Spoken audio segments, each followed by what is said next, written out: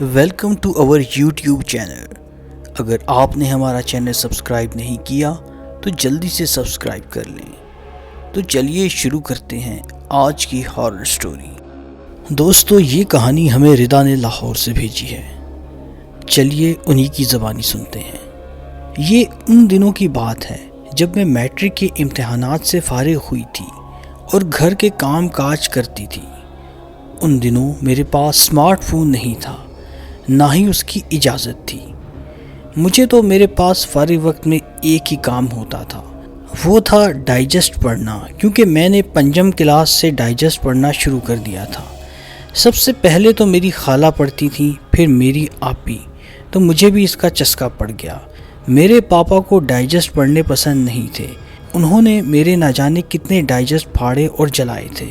خیر 2018 میں جب میٹرک کے امتحان دے رہی تھی تو مجھے میرے پاپا جو جیب خرچ دیتے تھے امتحانات کے دوران، میں کھانے کے بجائے جمع کر لیتی تھی۔ جب امتحانات ختم ہوئے تو آخری پیپر والے دن پیپر دینے کے بعد جب میرا چھوٹا بھائی مجھے لینے گیا تو میں نے اسے کہا کہ مجھے بازار جانا ہے، تو وہ مجھے بازار لے گیا۔ تو میں نے ایک اولڈ بک سینٹر سے کچھ پرانے ڈائجسٹ خرید لیے اور گھر آ گئی۔ وہی ڈائجسٹ میں فارغ وقت میں پڑھتی رہتی تھی۔ ایک دن میں کمرے میں چارپائی پر بیٹھ کر پاؤں لٹکا کر بیٹھ کر ڈائجسٹ پڑھ رہی تھی۔ اس میں اتنی کھوئی ہوئی تھی کہ مجھے ارد گرد کا کوئی ہوش ہی نہیں تھا کہ ایک دم چیخ بلند ہوئی۔ تو میں نے چونک کر دیکھا، دروازے پر میری چھوٹی بہن کھڑی چیخ چیخ کر مجھے کہہ رہی تھی کہ میرے پاؤں میں سانپ ہے۔ میں نے جب اپنے پاؤں میں دیکھا تو سفید رنگ کا دھاری دھار سانپ اپنا پھن پھیلائے میرے دونوں پیروں کے درمیان بیٹھا تھا۔ میں نے ایک دم ڈر کر چیخ ماری اور اپنے پاؤں اوپر اٹھا لیے۔ اتنے میں میری بہن سانپ سانپ کرتے باہر بھاگی۔ ماما لوگوں کو بتایا کہ کمرے میں سانپ ہے۔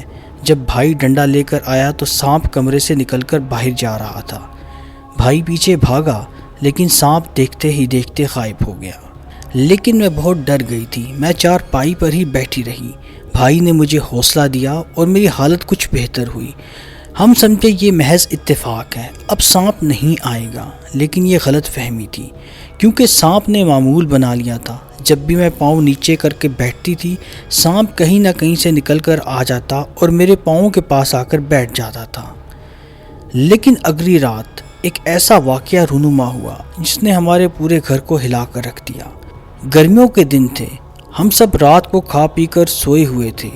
رات کو میرا سب سے چھوٹا اور ہم سب کا لاڈلا، ہم سب کی جان جگر میرا چھوٹا بھائی سویا ہوا تھا کہ اچانک چیخ مار کر بیٹھ گیا، اور ہم سب بھی اس کی چیخ سے جاگ گئے اور دیکھا کہ اس نے اپنا پاؤں پکڑا ہوا تھا اور وہ چارپائی پر بیٹھا ہوا تھا اور اس کے پاؤں سے خون بہت زیادہ بہہ رہا تھا۔ ہم نے پوچھا کہ یہ کیا ہوا ہے تو اس نے بتایا کہ شہزاد میرے پاؤں پر کلہاڑی مار کر دیوار پھلانگ کر بھاگ گیا ہے۔ شہزاد میرے بڑے بھائی سے چھوٹے بھائی کا نام تھا اور کلہاڑی وہ پھینک گیا ہے۔ ہم سب یہ دیکھ کر حیران رہ گئے، کیونکہ شہزاد تو تیز بخار میں نیم بے ہوشی کی حالت میں پڑا تھا، لیکن ہم حیران تھے کہ کلہاڑی پر بھی خون تھا اور پاؤں پر بھی کلہاڑی کے گہرے زخم کا نشان تھا۔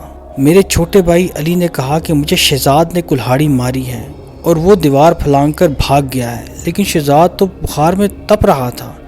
یہی چیز سمجھ نہیں آ رہی تھی۔ خیر مما نے بھائی کو آب زمزم پلایا اور بڑے بھائی نے، جو کہ ڈاکٹر ہے، اس نے بھائی کی مرہم پٹی کی۔ باقی رات ہم سب نے جاگ کر یہ سوچتے گزار دی کہ یہ سب کچھ کیا ہو رہا ہے۔ اگلی صبح جب پاپا آئے تو مما نے انہیں رات والا واقعہ بتایا، اور پاپا نے علی کے پاؤں والے زخم کو دیکھ کر کہا، میں ابھی اپنے دوست شاہ صاحب سے بات کرتا ہوں۔ پاپا نے انہیں فون کر کے تمام واقعات تفصیل سے بتائے۔ ساری بات سن کر شاہ صاحب نے کہا کہ میں تھوڑی دیر تک تمہارے گھر آ رہا ہوں۔ ٹھیک تھوڑی دیر بعد شاہ صاحب ہمارے گھر کے سامنے تھے۔